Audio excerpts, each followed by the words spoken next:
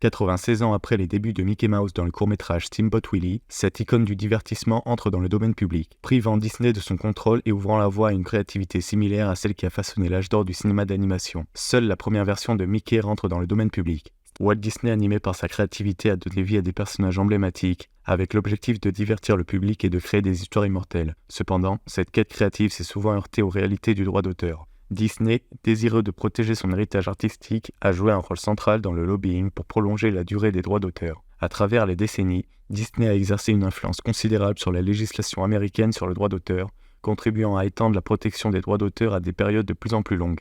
Ce qui est drôle, c'est que Disney est l'exemple parfait de la valeur du domaine public. Si l'on pense à leurs films que nous avons tous regardés, beaucoup d'entre eux sont basés sur des œuvres du domaine public, comme Le Roi Lion inspiré de Hamlet de William Shakespeare, La Reine des Neiges tirée du conte d'Hans Christian Andersen, ou même Blanche-Neige qui est une réinterprétation du conte des frères Grimm. Cette libération offre une opportunité unique de redécouvrir et de réimaginer ces personnages emblématiques. On peut par exemple penser à Winnie l'ourson qui est tombé dans le domaine public il y a 2 ans, et qui a donné lieu à Winnie the Pooh Blood and Honey, un film d'horreur à petit budget où les personnages se lancent dans une folie meurtrière. Désormais, des artistes indépendants, des cinéastes innovants et des créateurs du monde entier ont la liberté de s'approprier ces icônes sans être limités par les droits d'auteur.